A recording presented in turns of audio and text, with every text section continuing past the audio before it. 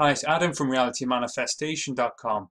Within this video, I want to be going over instant manifestations, what I believe increases the likelihood of them happening, what causes them to happen, and a shocking personal story of my own that changed my view and paradigm on my life in view of reality. I want to get straight into it. So, what causes something to instantly manifest? To answer this question, there are a few points that first need to be covered, as this question isn't quite as simple as it may appear to be on the surface. As we're always constantly manifesting, whether we're consciously aware of it or not, and it's through our connection to a greater intelligence that's linked through our subconscious and unconscious mind that determines what will manifest into our reality and what physical actions we'll move towards as well. So if you've asked for a powerful sign to prove there's a greater intelligence, you can manifest experiences that may seem instantly as you've asked it, but however, they was brought over a length of time based on the intention of you wanting something to be manifested, or more within this context, a sign to prove that there is a greater intelligence and that we can attract and change circumstances into our life and not just by our own physical actions.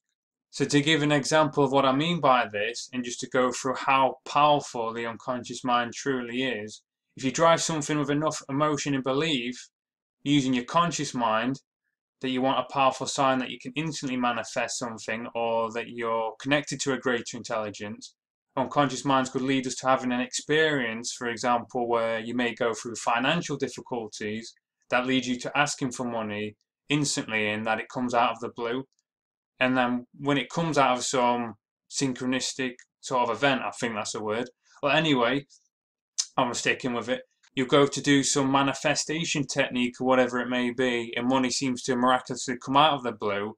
You go, wow, I've got this money needed now, not realizing whether it was weeks or maybe even months before you set an intention to get a powerful sign, and it may have then seemed that it came to you instantly as you performed the technique, whereas it may have had a sequence of a series of events that came from what you put into your unconscious mind even many months prior to you manifesting that experience. Now, I'm not saying this to bamboozle you.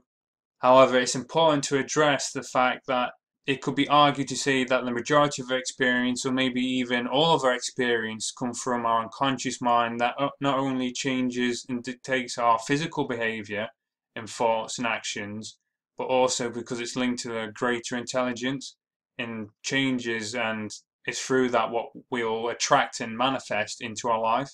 Without even being consciously aware, the question then asks what will then make us go and do a certain manifestation technique that's caused an experience to get an instant result in the first place. Now, with all of that said, I want to go through important overlooked concepts when it comes around manifesting, so you can consciously increase your chances of having something instantly manifest in the first place. So depending on whatever philosophy you believe in, what causes your reality to manifest, as I've already briefly mentioned, they all relate to being linked to your unconscious mind, having the true power behind it all.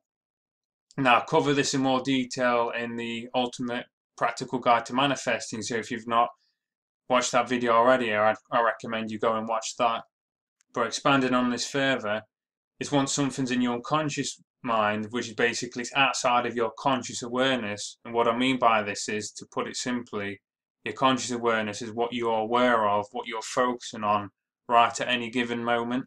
So whether you focus on the sound of my voice right now, or the seat you're sitting in, or the temperature of the room, that's what you're currently focused on. That's your conscious awareness. Your unconscious is things that are completely outside of your awareness. So that could be your food digesting, your heartbeat. That's to give it a very brief overview. And this is why quite often when someone's been wanting to intend to meet like a new romantic partner, whoever it may be, it's likely when they're just going shopping casually and don't have the thought of meeting someone in their awareness whatsoever, is when they tend to meet that ideal partner, or any other circumstances that they've been wanting to attract into their life. So other really important points, and these are going to link and relate to the two stories I'm about to go through in a moment. One's to do with myself and one's to do with Tony Robbins. But before I go into them, another really important point is lowering the level of importance you have for a particular event or circumstances to occur in your life. So as a brief overview here, the universe strives to be in balance, and by you putting an excessive amount of importance or desire onto something, it's basically creating a disturbance. You could say in one cheesy term, like in the force and the energy field, there's a lot more hidden knowledge within Star Wars than it may appear on the surface. But anyway, so by placing a lot of importance onto something, you can actually push it further away. As a term I like to use from a book called Reality Transurfing is called excess potential, that the term they use is balancing forces will come to balance it out. So basically, so there's no longer a disturbance in the energy fields around you is another phrase you could use. And also it's a sign that you're out of alignment, and it's telling you unconscious that you're out of alignment as well. So if you put in a lot of desire and importance onto something being manifested, you're actually causing the opposite most of the time to happen. So you basically want to strive to be in balance and harmony of what you're wanting to attract and to manifest, rather than just focus on the desire of it. So this can be easier said than done when, say, if you're going through a lot of financial difficulties, or there's just something you want that badly, you can't stop thinking about it. But something you can do is to focus on the negative sensations you're having with that experience, to then focus on what it would feel like to already have it now, but then to take it a step further by looking 5 years in the future or a few years in the future, then looking back and thinking of how that being manifested affected your life and how grateful you feel because of having that experience come into your life. And you basically want to focus on already having that desired result now and moving towards being in alignment with it, and that includes taking physical action. So again, I don't want to go too much into that now, but I just want to cover some of these bases as it's going to relate to the stories I'm going to go through. And linked to another point I wanted to bring up is that your thoughts, emotions, and actions, which is a very often overlooked point around teachings when it comes to law of attraction and manifesting, that your actions are also in alignment with your desired reality as well. We live in a binary reality, binary universe, whatever label you want to use. We live in a physical and a metaphysical. By just sitting and wishing for something to happen, you're not in full alignment with the desired reality, as our bodies are directly linked to our subconscious and unconscious mind. So by moving in alignment, which is going to alter your vibrations, it also helps and creates the space for the universe to present and give to you what you're wanting to attract. A phrase I like to use is, if you wanted to manifest and attract a lottery win, you have to at least go and physically buy a lottery ticket. With all of that said, and to sum up what I've said so far for more practical use, is by focusing on what goes into your unconscious mind, and also your subconscious mind is going to change what you're attracting and manifest, and by not having it always in your conscious awareness.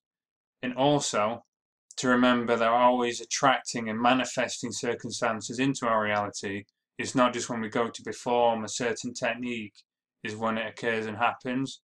So the more consciously aware you become of your experiences, circumstances, and your beliefs, and the more you trust and let go, the more actual control you'll start to have over the experiences you do attract. Now I'm going to go through two real-world examples, what puts these principles into practice, and also that are examples of instant manifestations as well. So the first one's going to be of Tony Robbins early in his career. I'm going to leave a link underneath the video as well, so you can listen to the whole story told by him if you're wanting to hear it in more detail.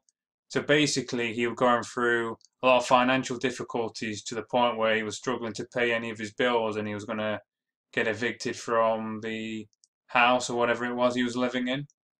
And then one particular day, he decided to go to an all-you-can-eat buffet and that because he was making use of his money as much as he could. And on this one particular day, he only had around $19 left to his name, and this boy came in with his mother, and something about the boy hit him on a deep emotional level because he had great manners and the way he was showing respect to his mother as well. So he decided to go over to him and say, "You're a great young man, aren't you?" It was along these lines, I'm paraphrasing. And he basically, long story short, decided to give him the last remaining 19 or so dollars he had left so he could pay for his mother's meal and take her out, basically. And as he left, he had no idea how he was going to get the money for any of the bills and everything he had, or even to be able to afford to eat. But he just felt a great sense of joy and just knew that everything was going to be okay. And as he went home, he received a letter from someone who owed him money, who had been avoiding him for a while. And the letter basically apologized and said, I know I've been avoiding you, sorry, but here's the money I owed you plus a bit extra. And the amount he got apparently was enough to pay all of his bills and whatever he needed for several months over, and gave him enough time to get his business or whatever he was exactly doing at the time to sort out his financial situation. So how this story relates to the points I've mentioned earlier, he completely lowered the level of importance he had in being able to pay his bills, his rent, or even afford to eat. And he did something from a higher part of himself where he gave his last remaining money to this young boy. And he didn't just think intellectually, all right, I want to feel like everything's okay. I know I'm going to be okay. He physically did action with it, and he did it from a place of congruency as well, which would have had a very powerful impact on his unconscious mind. And after he did it, he didn't regret the decision either. He actually felt an uplift, and it greatly raised his vibration, as he described in the video. He felt a great sense of joy, even though he did have still a slight sense of concern around it. He just trusted it and felt in a great place after. So the question to add on top of this is, was it from him giving the boy the money that led to the person who owed him money to send the money and he attracted it, or what if he got it anyway? Now that's a much deeper philosophical question, as it kind of goes along with what's the meaning of life and how do things truly manifest into physical form, which I don't have the answer to, but it's just something to ponder on, and I just think it's a great example of how these principles were put into practice even without him consciously going to do it. As what we do attract and manifest, even if it is through some technique we're doing consciously to decide on something we want to attract, they always come via logical means that would have seemed like they would have just happened anyway, so they're easy to brush off as a coincidence. It's only if you have something that's completely mind-blowing, with like the next story I'm about to go into, which is a personal story, or you've done it enough times, or you've done what I've recommended where you've intended to manifest something that's not that important but seems out of the ordinary enough that you'll notice, is where you'll start to believe in that your beliefs, thoughts and vibrations do have an effect on what is attracted into your life, even if it does seem like it would have happened anyway. So now going into a personal experience of mine. So there are several experiences I could share of my own, but there's one in particular that really stands out very powerfully, and it involves a blue stone. So basically, there's a book called The Magic by Rhonda Byrne, who is the author of The Secret. It's a 28-day gratitude challenge, and I bought this around the time I just started becoming aware of these concepts, which I don't think I've mentioned that much in any of these videos now, but I was an atheist for around 25 years. I've always been sort of open to things, but I was much more towards that there's likely not anything else more than the physical. But anyway, I don't want to go into too much into that. It's just it relates to this story. So I was starting to become aware of stuff around quantum physics, The Secret, and other teachings. And basically, I was open to them, but I didn't really believe in them either. I was just thinking it could be possible. It kind of makes sense just from some little experiences I've had before as well. But anyway, so within this book, I believe it's around day 2, or it might be 3. One of the exercises you have to do, because they're all to do with, you do an exercise each day to make you feel more gratitude, because the theory is that you'll attract better circumstances into your life. So anyway, so on this particular day, it said to go find a stone that you'll hold on to at night, and you'll focus on what you're grateful for that day, and it'll be called your gratitude stone or rock, I believe. But anyway, so it'll get you in the habit of focusing on something to be grateful for before you go to bed. So as I read this in the morning, I thought, right, I'll just simply go into the garden, grab a stone and bring it inside. And as I decided to go out and do this, literally within the space of 20 to 30 seconds, as I was just going to get my shoes, it started to absolutely pour it down. It was like the heaviest rain I've seen in years. Do you know, sometimes where it's like the equivalent of jumping in a shower? It was like that, and it came out of nowhere. So I thought that was quite odd timing. But at the time, I didn't think too much of it. So I thought I'll grab one later. So I went upstairs, just went to my computer and forgot about it. And a wardrobe that was next to my computer at the time was full of, it wasn't full of junk, but basically it was just more of a storage space. It didn't just contain clothes. It needed tidying basically, and just stuff was left in there. And just completely out of the blue, and this wardrobe hadn't been touched for at least 3 to 6 months, I think maybe even a year. I can't remember that at the time. The last time I touched it, it just had stuff stored in and never took anything in or took anything out of it or put anything in. But anyway, all of a sudden, everything fell out of it, well, almost everything. And as I was starting to tidy and put everything away, one of the last things I seen was a perfectly smooth blue stone. And at the time, I was screaming because of how much it shocked me. It literally, from that moment, changed my view and paradigm on reality, and it really made me start to become open to these teachings and how there's something else greater than myself that's out there. What made this so mind-blowing for me, I can't remember the exact details now, but the stone, other than it being blue, had all the attributes the book described to look for within the stone, and also how the rain just came out of nowhere that stopped me from going outside, grabbing another, and how everything just randomly fell out. And this all happened within less than an hour of me reading the instructions to do that exercise from that book. So the amount of variables that would have had to happen in order that just to be a coincidence, I don't think I need to say anymore. I've been told by someone who I mentioned the story to that it's similar to a story from a book called The Alchemist. I've not actually personally read myself, but if any of you have read The Alchemist, let me know in the comments below if the story I've just shared is similar. I think there's something to do with the character in the book. He had a bag and a rock fell out or something. So yeah, let me know if it's similar to that. So now, coming back how this story relates to the concepts I was saying earlier and within instant manifestation is, at the time, I was doing a lot of research around these teachings and to see whether they were true or not.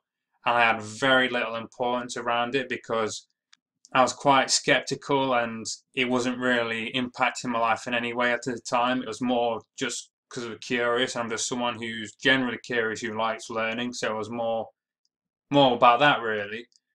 And I was congruently wanting to see a sign as well, but at the same time, since I had that little importance, it would have just gone into my subconscious mind, just completely out of my awareness. And I had been asking for signs, and obviously as I looked on that day 2 or 3, whenever it was, to find that stone, for everything just to happen within such a short period of time after, then the question just comes back to you, was it because I read that instruction to do that on that day, and at the same time I was looking for a sign, or did many circumstances that and events that caused that to happen over a longer period of time cause that to happen that made it seem instant, if that makes sense?